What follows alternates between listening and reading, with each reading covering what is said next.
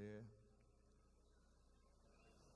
nós vamos recebê-lo mais uma vez, adorando a Deus e demonstrando o nosso carinho e respeito para com Ele, louvando a Deus com as nossas palmas. Vamos receber? Pastor Gesiel Gomes, Deus abençoe, privilégio ter o Senhor aqui, muita alegria.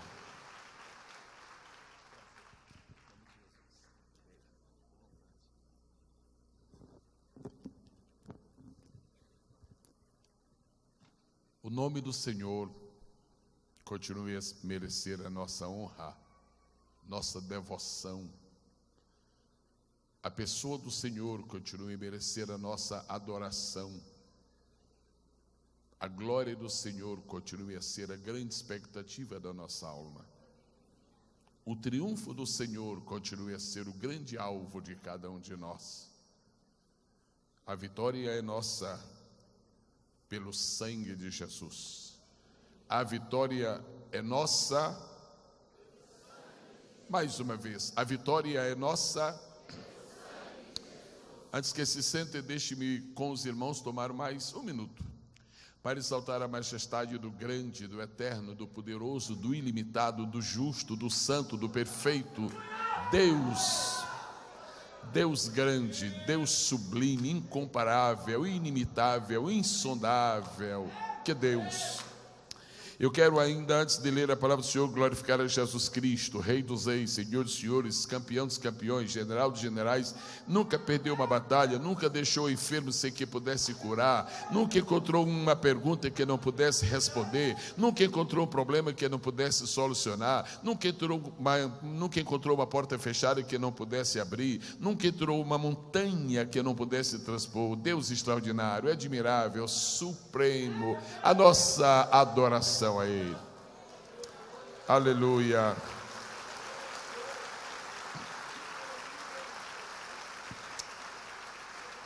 Quero agradecer a Deus a honra e o privilégio de estar aqui esta noite, sendo parte de um acontecimento histórico, revolucionário, exuberante, transformador.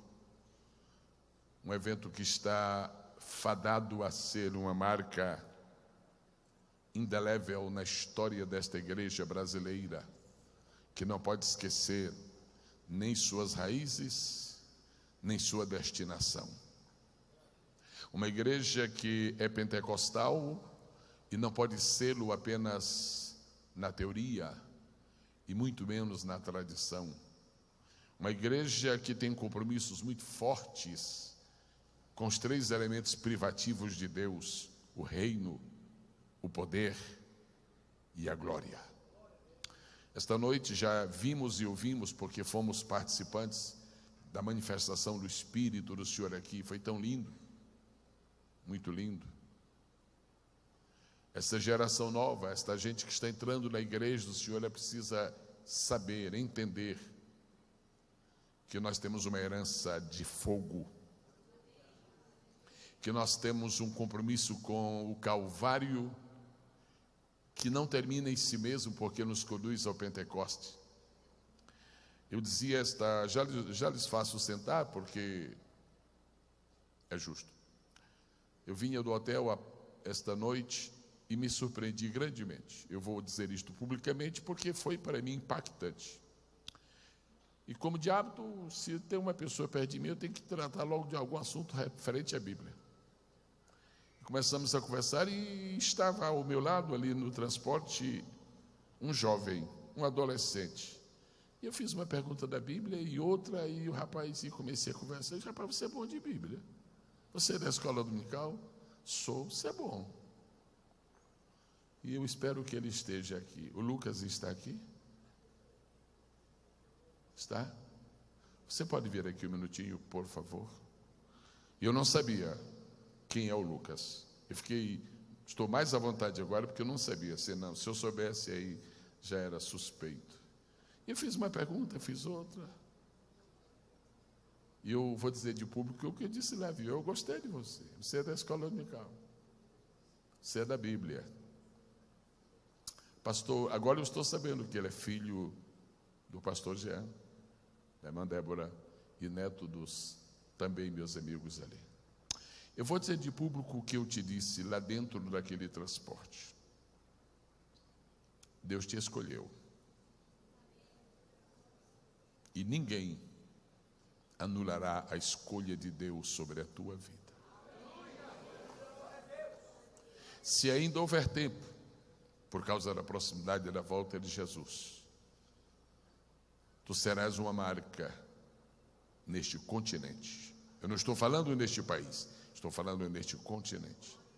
Tua aplicação à palavra de Deus vai resultar em que o Deus da palavra vai inocular na tua consciência e no teu ser a sublimidade de suas revelações. Sob a autoridade do Senhor Jesus, que domina este ambiente,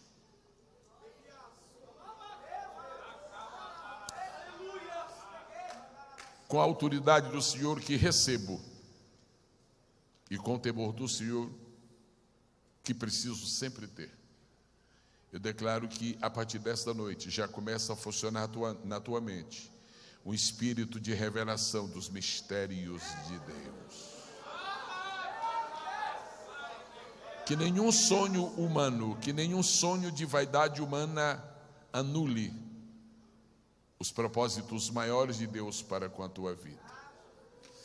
Sairás desta reunião esta noite com a marca evidente de um chamamento sobrenatural de Deus. E logo, logo o Espírito do Senhor te tomará e te fará um agente realizador de coisas grandes, sublimes e maravilhosas. Sê possuído pelo Senhor daqui para frente, em nome de Jesus. Só aplauda se você querer nisto. Deus seja contigo. Deus seja contigo.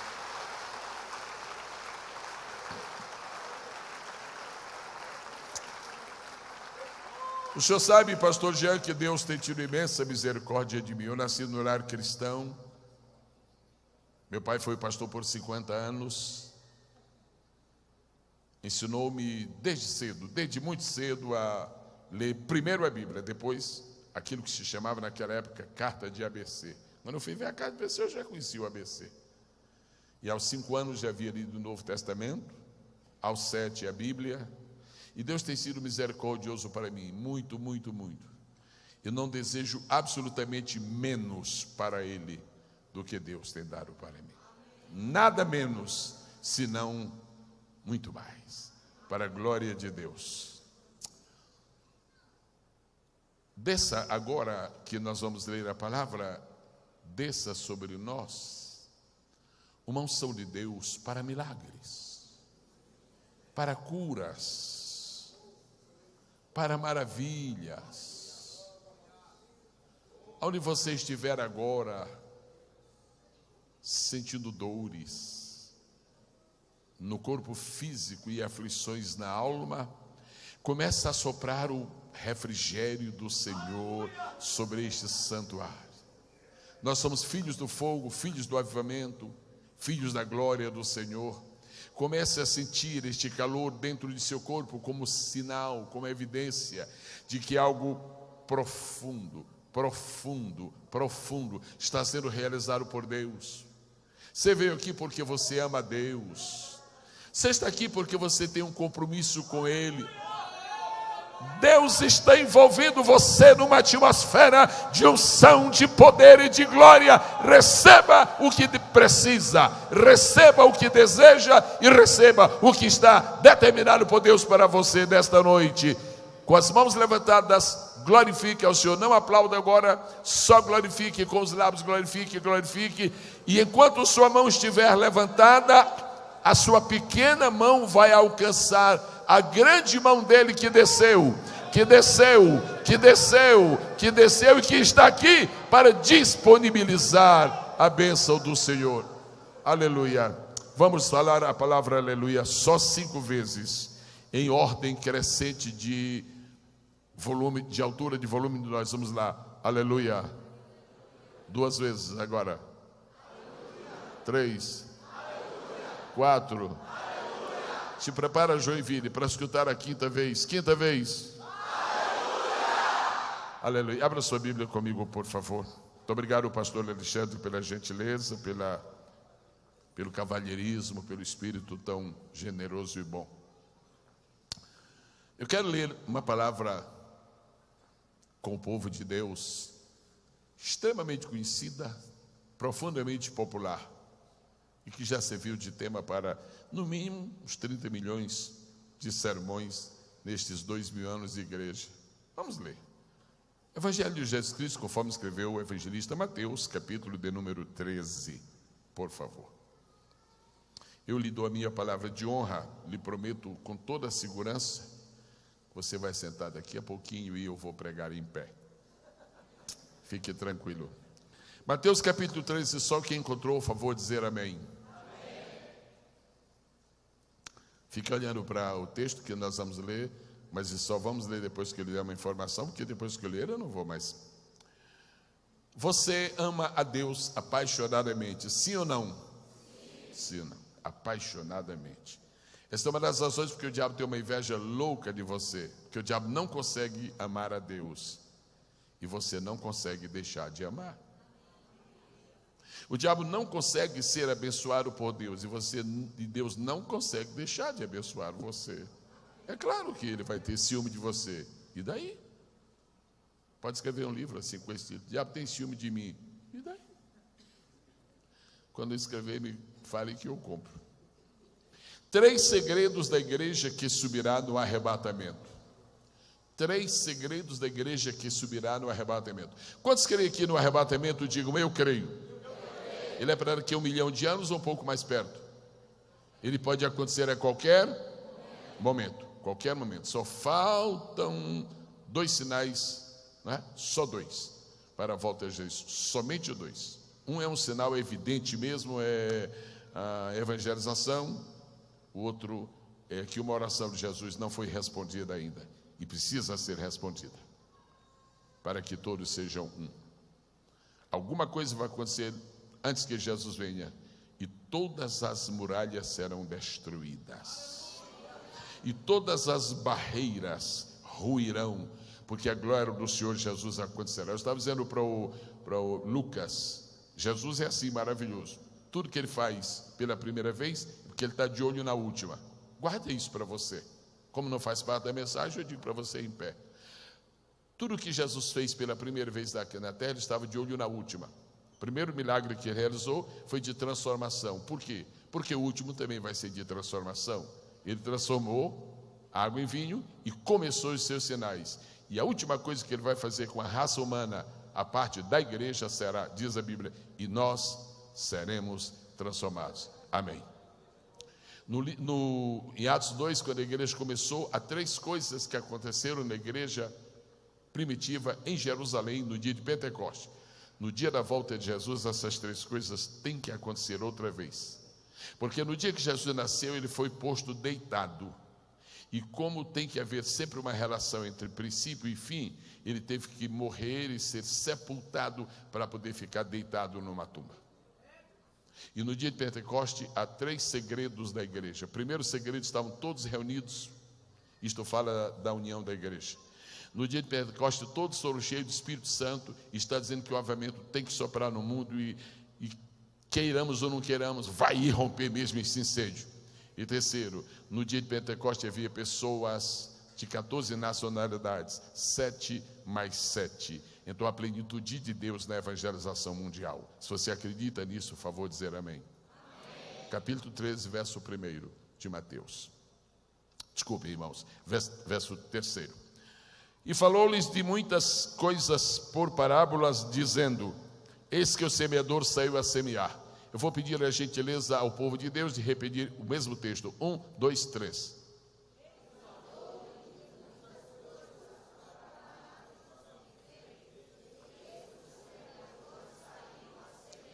Acabo de descobrir que pelo menos 30% trouxe Bíblia.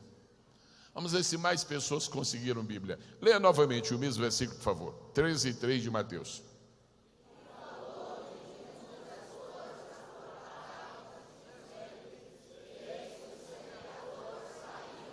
Sem ler, diga o que foi que Jesus disse para começar esta parábola. Sem ler. Eis Vozes masculinas. Femininas. Como de hábito os homens falaram mais forte. Como de hábito as mulheres falaram mais bonito. Podem sentar em nome de Jesus. 3 segredos da igreja que subirá ao arrebatamento é uma mensagem. Outra mensagem que você vai encontrar ao sair: necessitar de paciência. Há uma crise terrível de paciência hoje. E o único problema que você vai ter com esta mensagem é que ela é muito longa e talvez você não tenha paciência de ouvi-la toda. Outra mensagem é Cartas para Damasco, que pregamos na Advec, na Penha. Muito especial, muito interessante. Cartas que nunca chegaram. Saulo saiu com as cartas e elas não chegaram em Damasco. Assim são as ameaças do diabo. Diga para o diabo: diabo, tuas ameaças não vão. Por quê? São cartas para Damasco, nunca chegam. O segredo da riqueza de Abraão. O único homem da Bíblia a respeito de quem Deus disse que foi abençoado em tudo.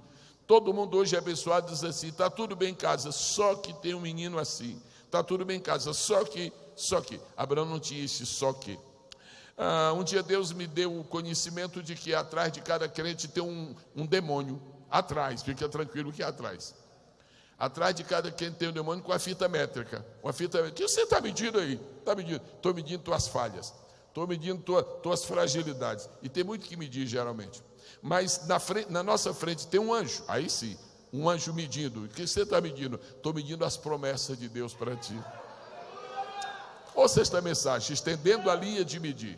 Aí você diz: pastor, se estiver na Bíblia eu compro. Está na Bíblia, diz assim Jeremias: e a linha de medir se estende para frente.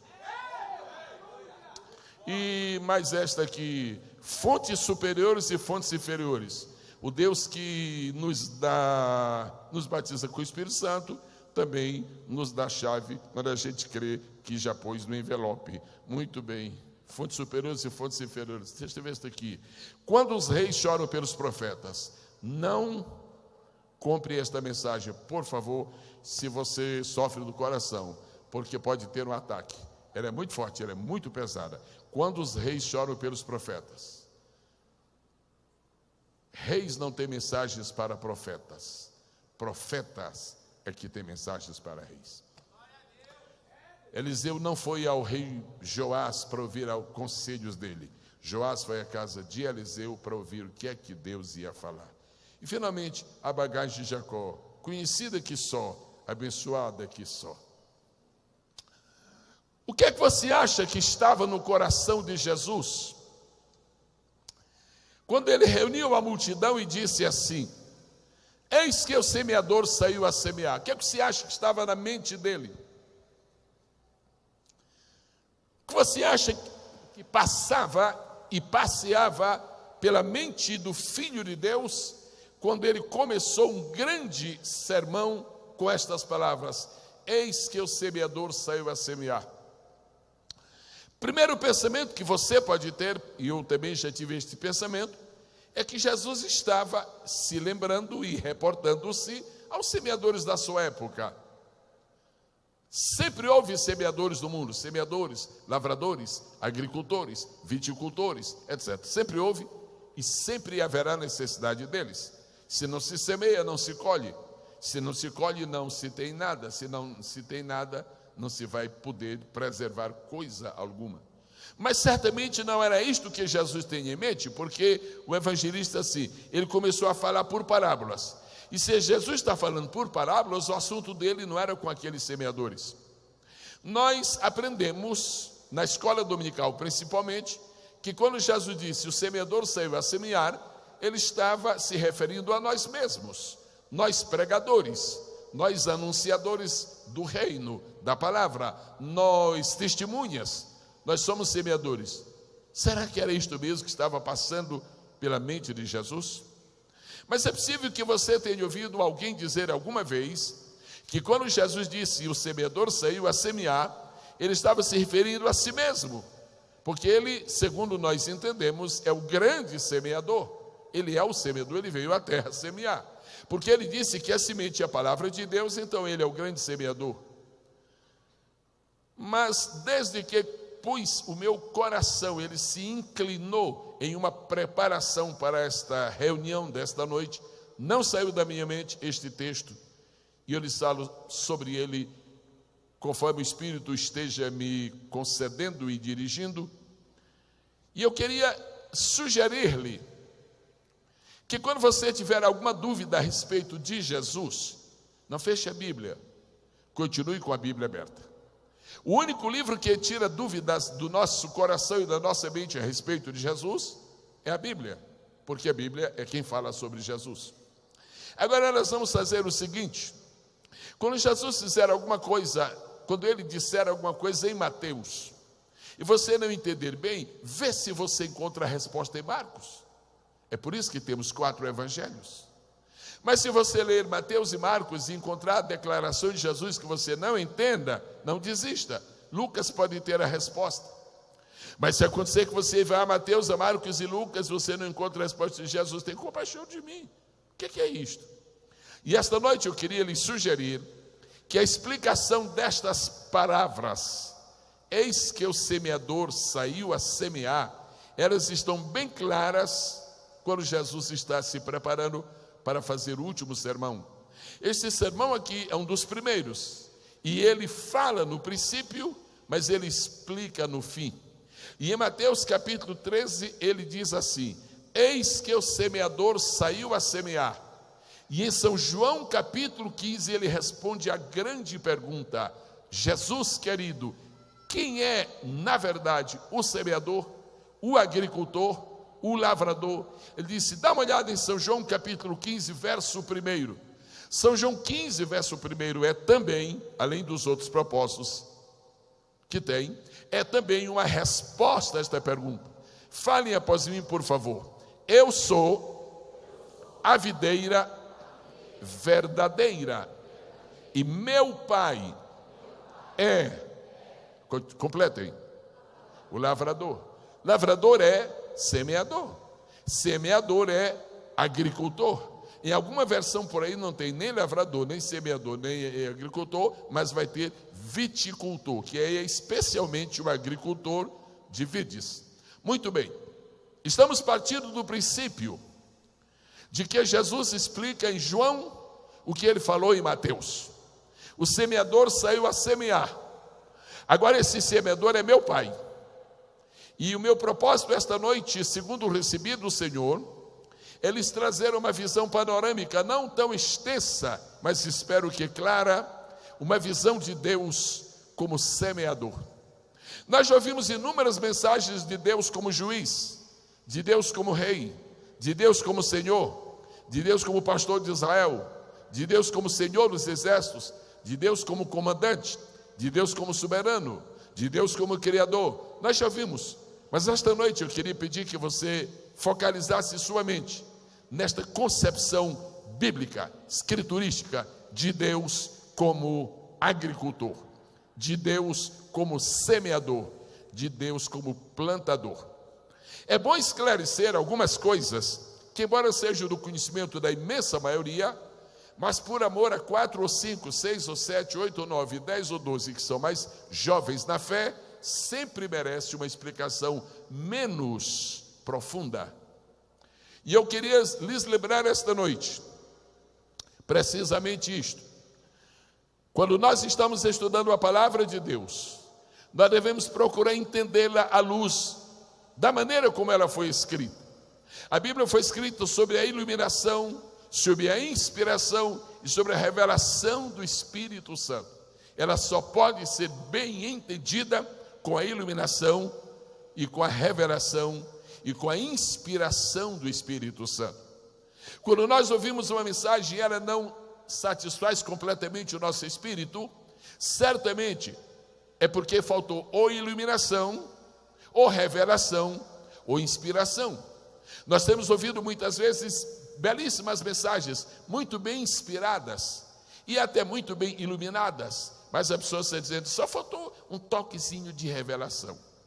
Mas às vezes nós ouvimos mensagens que contêm muito de revelação, mas a pessoa diz, foi tremendo, mas o pregador estava assim meio xoxo, ou seja, havia pouca inspiração. Mas por que muitas vezes nós ouvimos uma mensagem de conteúdo pleno de inspiração, iluminação e revelação, e parece que nós ainda temos do culto meio frios, meio tíbios.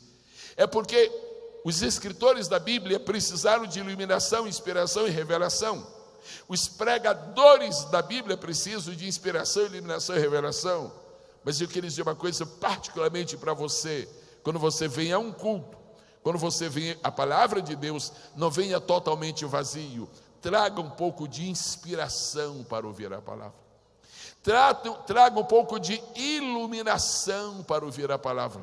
E o mesmo Deus que revela as palavras que estão na Bíblia, o mesmo Deus que revela na mente do pregador, Ele quer revelar também na mente de quem ouve. E é por isso que algumas pessoas sugam muito mais do que outras da palavra de Deus. É por isso que duas pessoas que se criam espiritualmente juntas, depois de 6 meses, uma já é auxiliar de trabalho, outra está na classe ainda perguntando qual é a música do hino 15. Então a verdade é que isso depende muito da inspiração que você mesmo tenha. Então não espere que somente o pregador seja inspirado. Eu quero sempre recordar isto esta noite. Você também tem que estar inspirado. A mesma inspiração que sai do púlpito, ela brota também na sua vida. Então fique cheio de inspiração esta noite. E permita que o Senhor ilumine sua mente para receber. Há uma luz que Deus dá para falar, mas há uma luz que Deus dá para ouvir. Há uma luz que Deus dá quando se dá, mas há uma luz que Deus dá quando se recebe. Quantos querem uma linda inspiração do Senhor? Diga: eu quero. Quantos querem uma linda revelação do Senhor? Diga: eu quero. Quantos querem uma linda iluminação do Senhor? Diga: eu quero. Então a quem disse eu quero, seja concedida segundo o seu querer e segundo a sua fé, em nome do Senhor Jesus. Glória a Deus. Jesus disse: eu sou a videira verdadeira e meu Pai é o lavrador.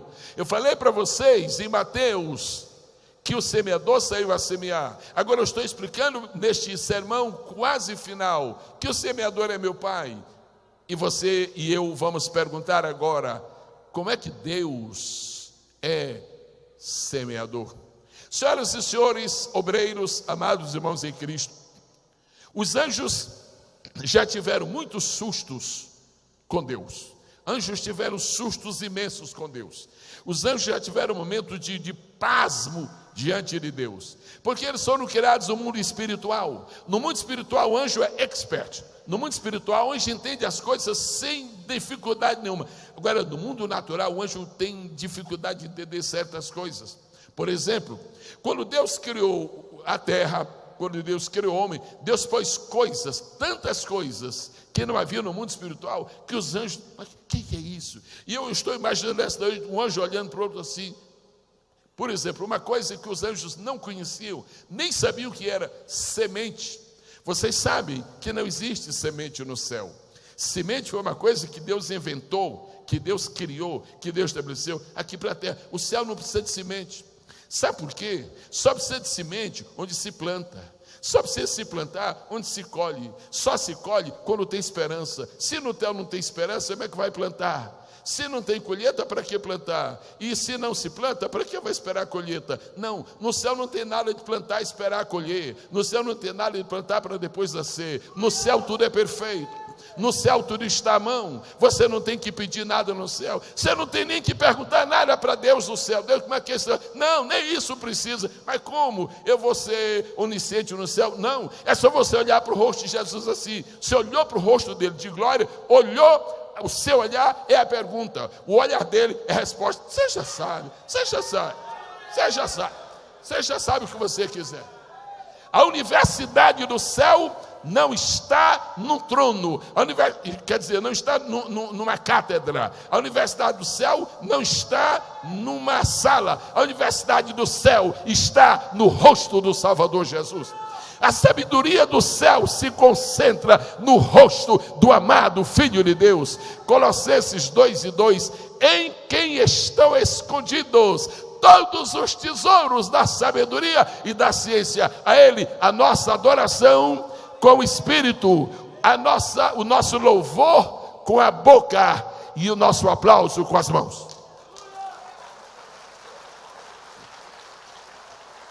Aí você me pergunta, pastor Gesiel, tudo bem? Se no céu não tem semente, e como é que é? Eu li na Bíblia que no céu tem frutas. Eu disse, graças a Deus que no céu tem frutas, porque se o céu não tivesse frutas, tinha gente que achava que a terra estaria melhor do que o céu. Como é que a terra tem e o céu não tem? Não, lá tem frutas, sim senhor.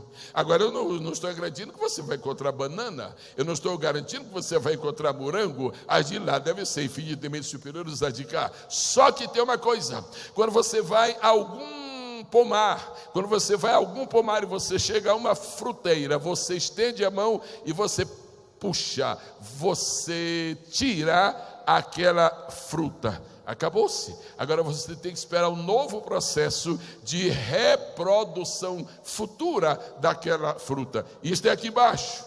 Tem que plantar de novo, para depois nascer. No céu não. Se você chegar a um lugar onde haja frutas, você faz assim, você pega uma, dá uma olhadinha, quando você terminou de pegar, já tem outra lá. No céu tudo tem reprodução automática. Esse negócio de nascer, esse negócio de concepção, esse negócio de gerar, isso é coisa aqui de baixo, é muito boa, mas é aqui para baixo. Muito bem, Jesus disse, meu pai é o lavrador. Agora Deus não é o lavrador no céu, Deus é o lavrador na terra. Vamos ler isso juntos. Deus não é lavrador no céu, Deus é lavrador na terra. Por que Deus não é lavrador no céu? Porque não existe lavoura no céu. A Bíblia diz assim, está escrito lá em Tiago capítulo 5, eis que o lavrador aguarda com paciência o precioso fruto da terra. Deus não aguarda com paciência coisa nenhuma. Quando a Bíblia diz que Deus é Deus de paciência, é por causa de nós, por causa dele não. Deus não tem negócio de futuro. Aliás, para falar a verdade, se um dia você tiver uma visão de Deus, e você olha Deus assim, Deus está aqui, você vai ver a visão do trono de Deus aqui. Aí você dá uma olhada e vê Deus olhando assim, e Deus está olhando para trás. Deus, sei que o Senhor está olhando aí para trás. Eu estou olhando aqui o que vai acontecer daqui a 1 milhão de anos. Oh, Deus, mas está para trás. Meu filho, esse negócio de trás ou frente, isso é para vocês. Eu não tenho futuro. Quando olho para frente, eu estou contemplando o que já aconteceu. Quando olho para trás, eu estou vendo o que vai acontecer. Bendito seja o nome do Senhor. Isso é Deus, isso é Deus, isso é Deus, isso é Deus. E o lavrador? Como é que Deus é lavrador? Onde é que está isso na Bíblia? Que Deus é lavrador. E por que ele é lavrador? E o que foi que ele plantou? Em primeiro lugar, esta noite, eu queria recordar a primeira coisa que Deus plantou. Você se lembra? Você se lembra? E estou confirmando o argumento de que só se planta por causa do homem. Se não existisse o ser humano aqui na terra, tampouco haveria essa história de plantar. Não existia. Existe plantação, existe agricultura por causa do homem, por causa do ser humano, não é por causa dos animais, não é por causa da ecologia, é por causa do homem. Muitas coisas que Deus fez, só fez por causa do homem. Muito bem, a Bíblia diz que Deus fez Adão e depois Deus fez Eva. Onde é que Deus vai pôr Adão e onde é que Deus vai pôr Eva? Há uma discussão muito grande, tinha um casal discutindo aí, mas discutiram tanto que terminaram se entendendo. A discussão era a seguinte, nós vamos ter um carro, mas o que a gente vai comprar primeiro? É o carro ou a garagem? É o carro ou a garagem? Um dizia, não, primeiro tem que comprar o carro. E a mulher dizia assim, mas para pôr onde? Mas como comprar primeiro a garagem para ficar vazia? Nós compraríamos primeiro o carro, Deus faz primeiro a garagem. Quando Deus começou a fazer as coisas, a última coisa que ele fez foi o homem. Por quê? Para que o homem, quando fosse formado, já encontrasse tudo pronto. Deus não improvisa, Deus sempre se adianta a todas as coisas. As bênçãos que você está pedindo a Deus aí, por favor, é um pedido que eu lhe faço do coração dentro da Bíblia. Não fica pedindo, Deus, prepara uma bênção para mim. Faça isso, que isso ofende a Deus. Deus, faz alguma coisa nova. Não faça, isso é feio para Deus. Isso é bonito para o gerente de banco. Mas para Deus, sabe por quê? Porque todas as bênçãos destinadas para nós já existem. Tudo que Deus vai dar Lá para nós já existe, está lá em cima. Lá em cima existe uma sala, a sala dos grandes projetos, das grandes realizações. Isso que a gente chama futuro, que Deus vai fazer, este jovem sendo usado nas mãos de Deus. Eu falei para ele, profeticamente, eu falei para ele, como no futuro, meu filho, lá já se sabe as cruzadas que tu vai fazer, lá já se sabe as almas que tu vais ganhar, já se sabe. Sabe por quê? Deus não improvisa, Deus nunca foi apanhado assim, Deus não resolveu esse problema. Deus não precisa resolver problemas, porque Deus não conhece o problema. Os únicos problemas que Deus resolve são os nossos, porque Ele não tem. Glorifica o nome dEle, glorifica o nome dEle, glorifica o nome dEle. Deus disse a Abraão, leva o teu filho para o monte. Abraão levou. Quando chegou lá em cima, ele disse, mas embora o rapaz aí, tá bom, para Sara não sei se eu faria, mas para ti eu falo, eu vou fazer. E Abraão está ali, e diz a Bíblia que ao descer a sua mão com o cutelo para imolá-lo, o anjo disse, não precisa fazer, não precisa fazer. O testemunho já é auto-evidente, não precisa fazer. E a Bíblia diz que Abraão deu uma olhada assim. Quando Abraão olhou, todo mundo sabe dessa história, Abraão viu 2 animais, coisa linda. Abraão viu 2 animais, um perto e um longe. O que ele viu perto se chamava carneiro, o que ele viu longe se chamava cordeiro, porque é mais fácil ter um carneiro do que ter um cordeiro, porque carneiro qualquer homem tem, cordeiro só Deus. A Bíblia diz que o cordeiro é de Deus, mas o carneiro é do homem. Carneiro qualquer um consegue, agora cordeiro é só Deus que provê. Bendito seja o nome do Senhor. Então Abraão olhou e viu um carneiro. Agora eu quero fazer uma pergunta para você. Você acha que aquele carneiro foi criado por Deus naquela hora? Se você achar que aquele carneiro foi criado por Deus naquela hora, você está dizendo que existe uma segunda maneira de aparecer carneiro no mundo, que não é pela... Não, é melhor você aceitar que carneiro vem pela linhagem natural. Muito bem, então aquele carneiro já existia. Agora sabe, o que acontece é o seguinte, o carneiro já existia. Quando aquele carneiro nasceu, Deus providenciou que aquele carneiro, na idade certa, estivesse preso, porque o carneiro estava esperando por Abraão. Antes que você saia esta noite, deixa eu dizer uma coisa, você está ansioso, você está estressado de orar a Deus buscando a sua bênção. Vamos dar uma paradinha, a bênção está esperando por você. A bênção está esperando. Deus já tem a resposta para você. Diga com alegria, Deus já tem a resposta. Aí Abraão viu o carneiro. Aquele carneiro era para substituir Isaac. Agora carneiro pode morrer, mas carneiro só morre em lugar de um.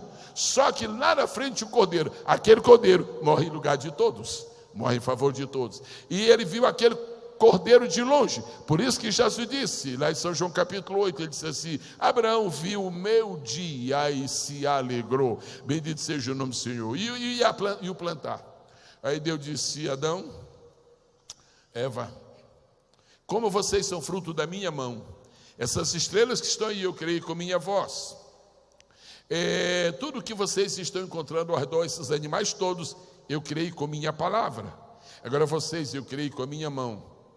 E o que eu crio com a minha mão, eu tenho que pôr no lugar que eu fiz com a minha mão. Você pode pensar nisso? O que eu crio com a minha mão, eu tenho que pôr no lugar que eu faço ou fiz com a minha mão. Venham comigo. E vai Adão e Eva. Esse jardim, quem plantou fui eu. Está escrito em Gênesis capítulo 2. E plantou o Senhor Deus um jardim. Quantos já leram isto? Digo, eu já li. Quantos creem nisso? Dizem, eu creio. Então, há um jardim que foi feito pelas mãos de Deus. Deus plantou. Não se planta com o joelho, não se planta com o cotovelo, se planta com as mãos. As mãos que fizeram Adão são as mãos que fizeram o jardim. Agora, como Deus fez o homem com as suas mãos, o prazer dele é que o homem sempre esteja relacionado com alguma coisa que seja fruto das mãos dele. Por que os cavalos não vão para o céu?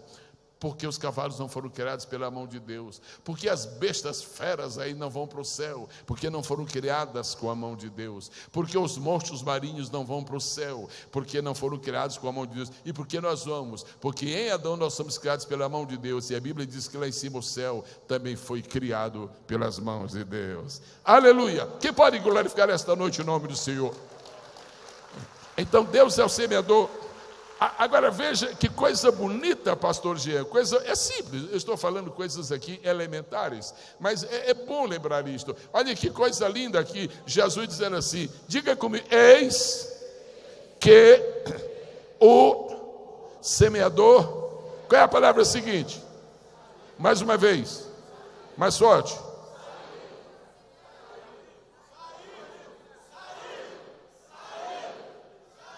Saiu. Agora veja Deus saindo do seu trono para construir o jardim. Agora, para plantar o jardim. Veja Deus saindo do seu trono para plantar um jardim. Imagine os arcanjos, imagine os 24 anciãos, né? 24 anciãos. Quantos creem que existem no céu 24 anciãos? Digam amém. Os que acham que eles são a 7ª idade, digam sim. A 7ª idade, porque tem terceira idade, que vai 70, 80, 90, agora tem a 7ª, tem a terceira, a 4ª, aqui, a 7ª idade deve ser aqueles anciãos, estão lá, ai meu Deus, esses são os 24 anos, você crê que eles são anciãos porque são super velhos? Sim ou não? Não, eles são anciãos, porque eles foram criados antes de tudo, primeiro que tudo. Antes de Deus criar todas as coisas, Ele criou aqueles 24 anciãos para quê? Para serem testemunhas do que Ele iria criar, para Ele ficarem só ao redor. Eu vi tudo, eu vi Ele criar tudo. Eu vi tudo, eu vi quando Ele criou, eu vi tudo, eu vi tudo. É isso, são as testemunhas da criação de Deus. Muito bem. E quando essa gente santíssima lá de cima está olhando, Deus saindo do trono, não é possível, o que aconteceu? Onde tu vais? Agora veja o que foi que Adão perdeu. O que significa o pecado? Por isso que um evento como este, Santifica Brasil, tem um grande significado. E você está vendo a ideia de santidade aí. Quanto vale o homem? O homem vale Deus sair do seu trono para plantar um jardim para ele. Você sabe por que o diabo lhe odeia? Porque Deus nunca plantou um jardim para Lúcifer, mas ele plantou um para você. Você sabe por que o diabo tem ciúme de você? Porque Deus nunca plantou um jardim para Lúcifer, mas Deus plantou um jardim para você. Quem crê nisso, dá um brado de aleluia. Agora alguém diz assim, pastor Gesiel, eu estou de acordo com tudo, eu só queria uma coisa. Mas por que Deus não criou uma cidade para Adão e para Eva? Ele foi criar um jardim. Jardim é lugar de a gente morar, depende de quem vai morar. Se Adão e Eva em inocência, um jardim é melhor do que uma cidade. Pois bem, sabe por que Deus não criou uma cidade? Você olha de Gênesis capítulo 1, Malaquias capítulo 4, e depois de Mateus capítulo 1, Apocalipse capítulo 22, você nunca viu Deus fazendo a mesma coisa pela segunda vez. Nunca fez, não faz e nunca fará. Cada obra de Deus é única. Dá para falar isso aí? Cada obra de Deus é única. Cada impressão digital é. Cada folha de uma árvore é. E você sabia que cada fio de cabelo também é único? Tem 3 coisas da vida que são únicas em cada um de nós. Primeiro é a nossa impressão digital, é única e acabou-se. Segundo é a nossa voz é única. Existem vozes parecidas. Vai para o laboratório, que coisa, é muito diferente. E depois é o nosso fio de cabelo. Deus não faz 2 coisas, a mesma coisa a segunda vez. E se Deus já havia feito uma cidade lá em cima, por que Ele iria fazer uma cidade aqui embaixo? Deus fez uma cidade lá em cima para o homem, para os seus anjos, e tinha planos futuros que eu já explico. E Deus fez um jardim aqui embaixo. Agora você sabe qual era o plano de Deus? O plano original, o traçado era assim. O homem ia trabalhar no jardim, porque Deus disse, você vai trabalhar aqui. Mas se os patrões humanos dão férias, se os governos dão férias, por que Deus não daria? E o projeto, Adão não sabe o que perdeu. Era para o homem trabalhar durante o ano aqui no jardim do Éden e tirava férias na cidade. Ele trabalhava aqui embaixo, tirava férias lá em cima. Via trabalhar de novo, tirava férias lá em cima. Sabe por quê? Porque lá em cima é a metrópole e aqui embaixo era a colônia. Bendito seja o nome precioso do Senhor Jesus.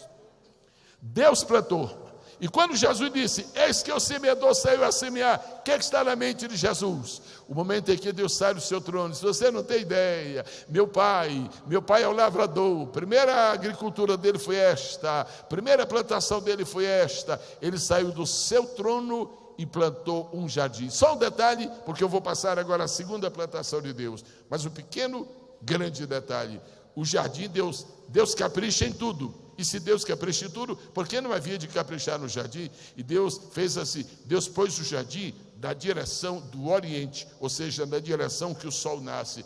Faz diferença, Deus? Faz muita diferença. Por que o Senhor não pôs o jardim do lado do ocidente? Eu não pus pelo seguinte, porque se eu tivesse feito o jardim na direção do ocidente, e o homem fosse dormir, Adão fosse dormir, quando eles acordassem, eles estavam com os pés na direção do oriente, e eu não quero que o homem ponha seus pés na direção do oriente, eu quero que ponha a cabeça. Por quê? Porque oriente é um nome de Jesus.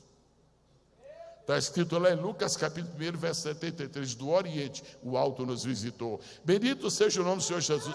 Ou seja, a questão era a seguinte, todo dia, quando Adão e Eva amanhecessem, quando eles acordassem, que eles se levantassem, a primeira coisa que eles iriam ver era o sol nascendo. Por quê? Porque Deus queria que Adão fosse um grande profeta. Quando ele visse o sol nascendo, ele já estava com Malaquias dentro do coração. Para vós que temeis o meu nome, nascerá o sol da justiça. Bendito seja o nome precioso do Senhor. E Jesus disse, e o semeador saiu a semear. Mas o que estava passando na mente de Jesus quando ele disse, o semeador saiu a semear? Eu creio que estava passando no coração de Jesus a seguinte ideia, Deus saindo de lá, indo fazer uma visita em Ur dos Caldeus. E ele chega, pronto, quem é? Sou eu quem? Deus. Mas o senhor fala, e como? Você ouve? Mais ou menos. O senhor pode falar, é o seguinte, dá o fora daqui. Sai daqui. Mas para onde eu vou? Depois eu digo. O senhor tem GPS? Sou eu. Quando eu vou sair? Agora. Quando eu vou chegar? No meu tempo. O tempo de sair é nosso. O de chegar é de Deus. Diga isso para quem você quiser, o tempo de sair é nosso. É você que decide o tempo de sair. Agora é Deus que decide o tempo de chegar. E vai embora, e não leva ninguém. Por isso que ele atrasou muito, porque ele levou o sobrinho. Sobrinho é uma bênção, desde que não se chame Ló. O que foi que Deus fez com Abraão? Abraão era uma semente. Quando você vê Deus visitando Abraão, é o semeador visitando Abraão. Vou fazer de ti uma semente e vou te plantar. Mas Deus não pode semear em qualquer lugar. Por isso ele disse, eu vou plantar o jardim da banda do Oriente, feito com as minhas mãos, para pôr o homem que é fruto das minhas mãos. Agora você que é Abraão, você vai peregrinar. Por quê? Porque você está muito longe do lugar onde eu vou deixar você. Mas dá para eu saber, por hora eu vou dar em código, como é que se chama? Terra prometida. No dia que Abraão pisou pela primeira vez em Canaã, no dia que Abraão pisou pela primeira vez na terra prometida, o semeador estava alegre. Estou plantando. Depois a semente teve que ser transportada por uns pouquinhos anos, 470, para o Egito. Mas por que Deus fez aquela festa tão grande no coração do povo quando abriu o Mar Vermelho? É porque estava de volta a plantação de Deus para o seu verdadeiro lugar. Um dia Jesus vai voltar a esta terra. E por que Jesus vai voltar e vai reinar em Jerusalém? Porque até agora a plantação não vingou totalmente em Jerusalém, mas nada que Deus faz é sem sucesso. Jesus vai voltar a esta terra, Israel vai reinar em Jerusalém, que é o centro da terra, para que os anjos aplaudam a Deus, porque o semeador ganhou a sua batalha. Quem glorifica a Deus esta noite? Em Jeremias capítulo 2, versículo 21, está dito que a semente era muito boa. E a árvore é muito boa, mas resultou que não prestou para nada. Está falando de Israel, se tornou idólatra. Em Isaías capítulo 5 está escrito, vou contar uma parábola. O meu amado plantou uma vinha, e todo mundo sabe que o meu amado é o Senhor, e que a vinha é Israel. Então isso é legitimamente bíblico. Como eu estou dizendo, extremamente simples o que eu estou lhe falando, você só vai guardando esta palavra. Agora vamos a um terceiro ponto. O semeador saiu a semear. Fala aí, povo de Deus, o semeador saiu a semear. A primeira semeadura foi para plantar o Jardim do Éden. A segunda semeadura foi para plantar Israel, a partir de Abraão. E a terceira semeadura, qual teria sido a terceira? Dá vontade de a gente oferecer a coleção inteira de DVDs para quem souber, mas eu passaria um grande vexame, porque eu não tenho DVDs para tanta gente, todo mundo ia acertar. A terceira semeadura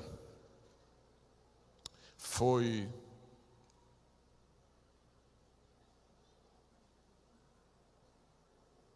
o dia em que Jesus, como semente, foi posto no ventre de Maria. Deus, o Pai, plantou Jesus no ventre de Maria. Por isso que filho, família e descendência se chama semente. Por isso, para poder plantar. E Deus plantou uma semente. E por que a Bíblia diz que Maria foi chamada bem-aventurada? Por causa da qualidade da semente. Eu vou dizer assim, mas isso aí não está muito, hermeneuticamente, não está muito correto. Por quê?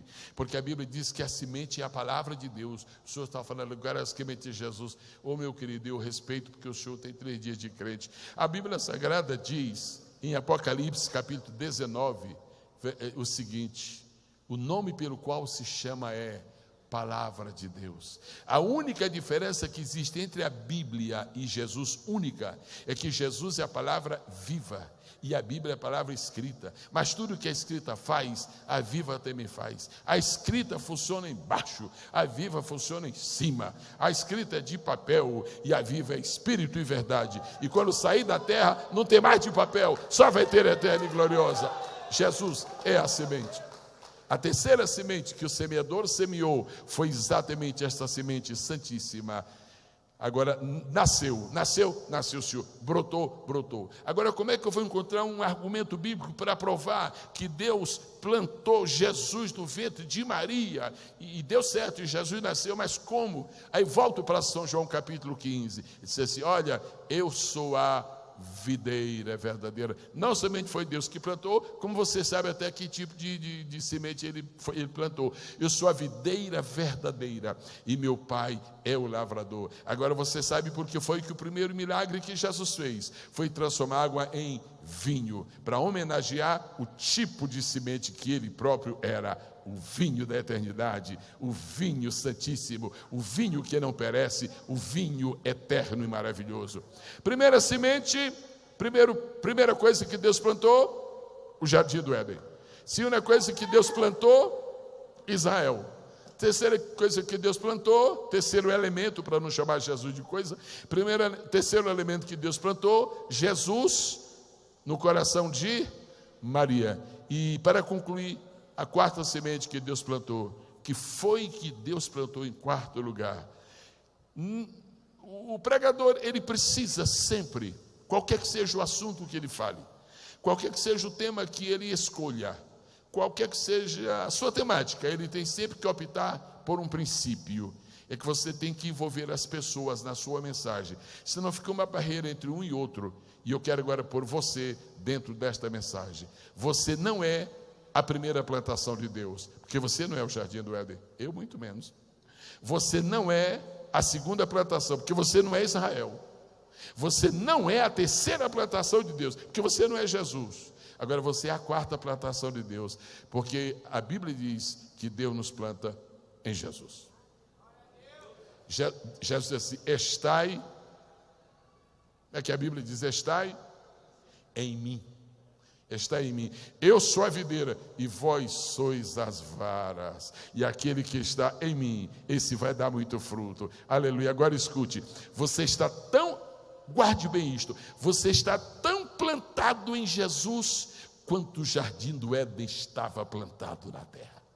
Você está mais plantado em Jesus do que Israel estava plantado em Jerusalém. Você está mais plantado em Jesus do que Jesus estava em Maria, porque só ficou lá 9 meses e você fica o tempo todo. Bendito seja o nome do Senhor. Jesus disse: eu sou a videira e vós as varas. Quem não está em mim, esse está perdido. Ele tem que estar em mim, está em mim. E é por isso que São João disse assim: este é o grande segredo da vida, nós nele e ele em nós. Este é o grande segredo da vida, a gente está nele e ele em nós. Esta noite eu gostaria de chegar à seguinte conclusão: por que nós temos a vocação da santidade? Por que nós temos a vocação da santificação? Porque nós estamos plantados no santo, e tudo que está plantado no santo tem a santidade do Senhor, e tudo que está plantado no santo tem a pureza do Senhor. Agora tem uma questão muito séria, e talvez este seja o único momento da mensagem em que você vai ficar assim meio arrepiado, mas depois desarrepia. É o seguinte, é uma pergunta: todas as pessoas que estão nos cultos, nas igrejas, nas comunidades evangélicas, todas são plantação de Deus, sim ou não? Não. E esta é a grande razão porque precisa se pregar. Esta é a grande razão porque precisa se ensinar. Esta é a grande razão porque precisa se doutrinar. Porque algumas plantas que estão no meio das plantas não foram plantadas por Jesus, não foram plantadas pelo Pai.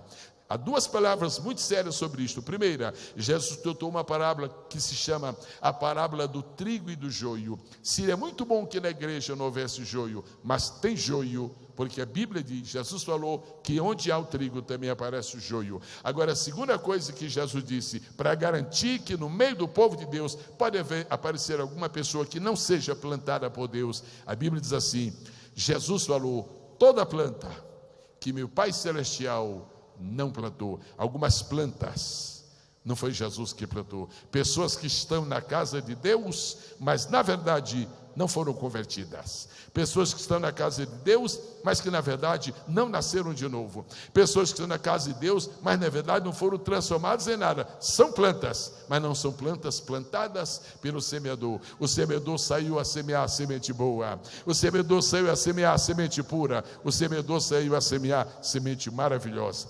Mas eu não posso concluir esta mensagem, ainda que eu vou fazer agora, eu não posso concluir esta mensagem se ele pedir mais 5 minutos de atenção e termino. Quem generosamente me dá 5 minutos para eu poder concluir esta mensagem, diga: eu não dou. Quem dá, diga: eu dou. Muito obrigado, generosamente. Não. Eu queria pedir-lhe a gentileza de prestar atenção a uma coisa que você já leu muitas vezes na Bíblia. Quantas vezes o semeador semeou na parábola de Jesus? Quem souber, fale. Quantas vezes o semeador semeou? Quantas? Quantas? Vai aumentando o número de pessoas falando. Quantas vezes o semeador semeou? 4. 4 vezes. Quantas plantações eu mencionei nesta noite? 4. Vamos ver se nós podemos encontrar aqui alguma coisa especial de Deus para concluir esta mensagem. Jesus disse que o semeador saiu a semear, já sabemos o que é, mas Jesus disse que aconteceu uma coisa diferente com cada semente. Que foi que aconteceu com a primeira semeadura? Quem se lembra? Diz assim a Escritura: a primeira semente ele semeou, mas uma parte, escute bem, uma parte da semente caiu à margem do caminho. A parábola do semeador nunca fala mal da semente. A parábola do semeador nunca fala mal do semeador. A parábola do semeador sempre está anotando circunstâncias. Muito interessante. Jesus disse: a primeira parte da semente caiu à beira do caminho. E como caiu à beira do caminho? Olha, queridos, vieram as aves do céu. Este céu não é o céu espiritual, não é do terceiro para cima, é o segundo céu, estas regiões celestiais. Pois bem, a primeira plantação não foi o jardim do Éden? Sim ou não? Quem é que Deus pôs lá dentro? Adão e Eva. O que foi que houve com Adão e Eva? pecaram. O que é pecar? É se afastar do caminho. A primeira plantação, ela não existe hoje, até hoje. Por quê? Porque houve um afastamento do caminho. Adão e Eva estavam juntos aqui, mas Eva separou-se, foi. Quando ela chegou aqui, a serpente veio e pegou. As pessoas mais vulneráveis que há na igreja são aquelas que estão sempre à margem do caminho. Quer ver um crente que tem mais dificuldade de pecar? É o que está todo dia na igreja, é o que está todo dia lendo a Bíblia, é o que está procurando estar sempre perto de Deus. A primeira coisa que aconteceu com a primeira semente é exatamente o que aconteceu no Jardim do Éden: ver as aves do céu, que fala daqueles espíritos das regiões celestiais, e agora vamos ver o que aconteceu com a segunda semente. Aí Jesus diz que veio a segunda semente. Que foi o que aconteceu com a segunda semente? A segunda semente, ela caiu nos pedregais e não tinha muita raiz, não era muito profundo, nasceu muito rápido, mas não tinha vitalidade, não tinha profundidade, e quando veio o sol, secou. Está falando de Israel, exatamente. As pedras representam os grandes poderes deste mundo que atentaram contra Israel. Israel não teve vitória contra eles. Começa com o Egito, depois inclui a Síria, depois inclui Babilônia, depois inclui Pérsia, depois inclui Medo-Pérsia, e aqueles menores, os cananeus, os heteus, os heveus, isso são os pedregais. E Israel não prosperou, porque quando veio o sol, então ela não resistiu às provações e se tornou idólatra. Por exemplo, quando Moisés sobe ao monte, o que aconteceu? Arão faz o bezerro de ouro e não prosperou. A segunda parte da parábola aconteceu com Israel. Mas agora o problema é com Jesus. A gente tem que ver o que é que a Bíblia diz com Jesus, porque aí não pode falhar. O que é que a Bíblia diz? Respeito à terceira parte da semente, é que Jesus fala menos, mas diz assim: a terceira parte caiu entre espinhos. Note bem, caiu entre espinhos e os espinhos sufocaram. Quando Jesus morreu, ele estava coroado. Quando Jesus morreu, ele estava coroado. Fala, querido. Quando Jesus morreu, ele estava coroado de... A semente era boa, Jesus é santo, Jesus é perfeito, mas foi sufocado pela coroa de espinhos, pelos sofrimentos. O semeador saiu a semear e semeou 3 vezes, e em todas as 3 vezes nós observamos esses resultados. Agora, o que foi que aconteceu por último? Aí veio o último. Aí Jesus disse assim, acho que Jesus já estava, deixa eu chegar lá no quarto. E finalmente, diga comigo, finalmente. Outra vez, finalmente.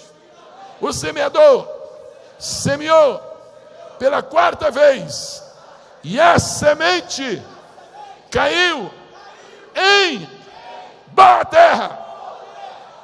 Boa terra não era a região onde Deus plantou o Jardim do Éden, não era boa terra. Boa terra não é a Palestina, boa terra não é o coração de Maria, boa terra é o coração de Cristo. Está de pé em nome do Senhor Jesus. Boa terra é o coração de Cristo. Boa terra é o coração de Cristo. Boa terra é o coração de Cristo. Eu gostaria que esta noite você saísse daqui com uma consciência muito firme. Você não está solto no mundo, você está plantado em Jesus. O Rabacassuriadarás. Você não está solto no mundo, você está plantado em Jesus. Agora, antes que eu termine, vocês estão descansando agora, ficando em pé, com uma boa expectativa de que realmente vamos terminar. Mas eu só quero pedir a você uma gentileza: não saia, por favor, não saia antes de me responder uma pergunta. Que tipo de plantação você é? Se você é uma bananeira, por favor, irmão, fica lá que eu fico aqui. Eu nem quero me encostar em você. Eu queria pedir esta noite que você não fosse um crente bananeira. Eu não sei quantos conhecem bananeira. Bananeira é o seguinte, muito bonita bananeira, as folhas são até muito bonitas. Dá umas 3 folhas de bananeira, dá para você fazer um guarda-chuva. Ele é assim, muito perpendicular, mas vai. Agora, não encoste numa bananeira quando o vento soprar, porque cai os dois. Cai você e a bananeira. Há crentes bananeiras que não dão apoio a ninguém. Há crentes urtigas, encostou, sai ferido. porque murmuram que só. Meu Jesus, tem compaixão de nós. Há crentes goiabeiras, que os galhos são todos assim, você não gostei. Mas vamos deixar isso, vamos dizer o que é que Deus quer que você seja. O justo florescerá como a palmeira. Você veio esta noite para sair daqui na consciência de que você é uma palmeira do Senhor Jesus. Aleluia. Agora eu vou pedir a você uma gentileza, escolha uma distância. Essa que seria ideal. Põe assim, por favor. Põe com a sua mão. Quando é que você acha que tem que ir? 1 metro? Põe mais ou menos 1 metro. Eu não trouxe uma fita métrica, fica por isso. 1 metro. Se você encontrar, olhe bem, se você encontrar no Oriente Médio uma palmeira que tenha 1 metro de altura, fica tranquilo e consciente. Quem tem 1 metro de altura, ou seja, quem tem 1 metro do solo ali para cima, é porque tem 1 metro para baixo. Se você encontrar uma palmeira de 3 metros de altura, fique certo, pode cavar que você vai ver. 3 metros para cima, são 3 metros para baixo. Deixa eu dizer uma coisa muito séria e muito importante para você. O que vale na sua vida, que é mais importante, não é o que você é para cima, é o que você é para baixo.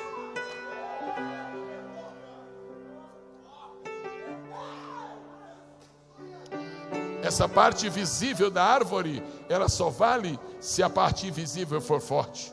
A coisa mais importante na sua vida não são os aleluias que você pode dar num culto, e glória a Deus por eles. A coisa mais importante são os glória a Deus que você dá no seu quarto sozinho. E a verdadeira santidade só acontece para cima quando ela já veio com a seiva de baixo. E como é que um crente pode ter boa seiva? Como é que um crente pode ser uma boa árvore? Só tem um segredo, e é muito simples. Pois será como a árvore plantada junto a ribeiros de águas. A palavra não está no singular, está no plural. Se fosse ribeiro era um só, mas se são ribeiros é mais de um, e sendo mais de um são 2. Primeiro ribeiro é a palavra de Deus, segundo ribeiro é o Espírito Santo. A única coisa que fará você vencer o diabo, o mundo e a carne, serão essas 2 coisas: a palavra de Deus e o Espírito Santo. Ame a palavra e não despreze o Espírito Santo. Ame o Espírito Santo e não despreze a palavra. Não faça uma gangorra, hoje a palavra e amanhã o Espírito. Faça uma linda balança e alterne permanentemente palavra, Espírito, palavra, Espírito, palavra. Todo mundo fazendo assim, pode ser? Pode ser. Palavra, Espírito, palavra, Espírito. Vamos isso. Palavra, Espírito, palavra, Espírito, palavra, Espírito, palavra, Espírito, palavra, Espírito, palavra, Espírito, palavra, Espírito. Quanto vale você? Você acha que você vale R$1.000? Não, vale muito mais. Você acha que esse seu companheiro aqui vale R$10.000? Vale muito mais. Você acha que aquela irmã ali vale R$500.000? Vale muito mais. Mas quanto você vale? Você não vale nada em matéria de dinheiro. Você não pode ser aferido segundo a Bolsa de Valores humana. Sabe quanto você vale? E aqui termino. Você vale o conhecimento da palavra que você tem. Sabe quanto você vale? Sabe quanto você vale? Você vale a unção do Espírito Santo que está em você. Sabe quanto você vale? Você vale a proximidade que você está do caule. Porque você não é a raiz, você não é o caule, você é apenas uma vara. Mas uma vara santa e poderosa abre qualquer mar vermelho. Uma vara santa e poderosa, quando se toca na rocha, da rocha sai água. Em nome do Senhor Jesus. Meus cumprimentos a uma família que está em Cascais, lá em Portugal, nos acompanhando aí esta noite. Eu oro por vocês aí em Portugal, desejando o melhor de Deus para todos, em nome de Jesus. Você deseja esta noite fazer uma promessa a Deus, que vai pôr mais palavra de Deus dentro da sua alma e do seu espírito? Se você faz esta promessa para Deus, levante uma de suas mãos, somente uma, por favor. Diga: Senhor, eu, fala o seu nome bonito aí, eu, Gesiel. Não fala meu nome não, fala o seu. Eu, Gesiel, desejo valer muito mais. Eu quero mais de tua palavra. Levante a outra mão, por favor. Não desça a outra, senão vai ficar desequilibrado. Diga: Senhor, eu quero valer muito mais. Eu quero mais do teu Espírito. Pode baixar as mãos. Última sentença. Deus nunca vai voltar com Adão e Eva para o jardim do Éden. O que passou, passou.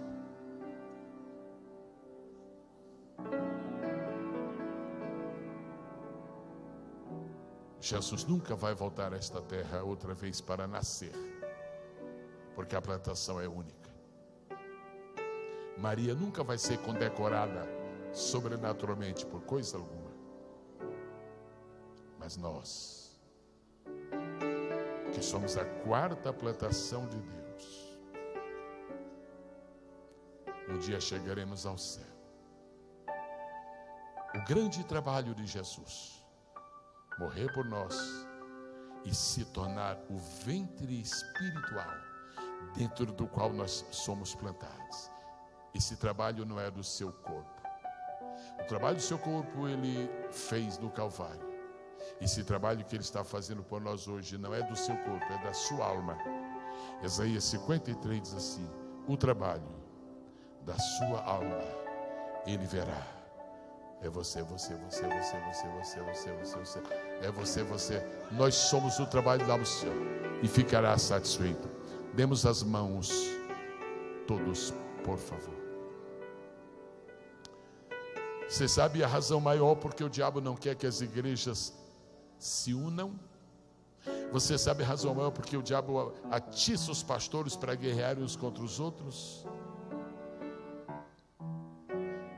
Porque só somos fortes se formos unidos. E quanto mais unidos formos, mais fortes seremos. Eis que o semeador saiu a semear. Alguns pregadores dão sua vida inteira para pregar o evangelho e fazem uma obra tremenda para Deus. Talvez Deus diga: vocês não são coisa alguma, mas eu estou abençoando vocês. Vocês estão dando fruto por 100. Agora existe um grupo de pessoas que estão fazendo coisas medianas na igreja, mas não param, não estão no ministério, mas estão fazendo. Aí a gente diz: obrigado, porque vocês estão dando fruto por 60. Mas tem umas pessoas que a gente acha que não vale nada na igreja, nada. Aí eu disse: não. Jesus fala: estão em mim. Eles não dão 100, eles não dão 60, mas eles dão 30, porque só fica comigo quem der fruto. Um lindo aplauso a Jesus de Nazaré.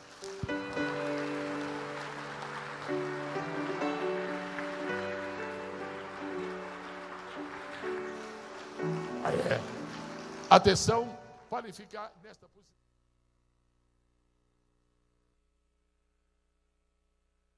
Eu não conheço. Algumas eu conheço. Estou muito feliz por revê-los. Mas não são tantos, quer dizer, que eu reconheço. Eu quero pedir que, quando eu falar 1, 2, 3, quando eu pronunciar o número 3, eu quero pedir que você levante sua mão se você sente que você não está colado na videira. Eu quero pedir que você levante sua mão se você tiver consciência de que você não está agarrado a Cristo. Eu quero pedir que você levante sua mão se você sentir que a comunhão entre você e Jesus não é legítima, porque hoje esse problema vai ficar resolvido. Atenção, todas as pessoas afastadas da comunhão, da intimidade com Jesus, dessa vida bela de ser vara na videira, prepare-se. Quem tiver nesta condição vai levantar a mão quando eu contar 3. Atenção, se você precisa de voltar para Cristo de uma maneira plena, é hoje, é agora. Quando eu contar 3, você levanta a mão. Atenção, 1. Só faltam 2 para o diabo deixar você. Só faltam 2 para a sua libertação. Só faltam 2 para você ter a grande vitória. 2. Atenção, só falta um. É hoje, é agora. Deus vai voltar tudo para a tua vida e vai te restaurar. Atenção, libere a sua mão, está solta. É hoje que Deus vai fazer o grande milagre na sua vida. É agora. O semeador saiu a semear. Ele quer semear, ele quer plantar você de novo em Cristo, ou fazê-lo pela primeira vez. Atenção, mão livre, mão solta. Você vai levantar agora. Está fora, está longe, comunhão nova, tudo novo. Atenção, em nome de Jesus. 3. Quantas pessoas levantaram sua mão? Para que não haja nenhuma dúvida, faz assim as pessoas. Ok, obrigado.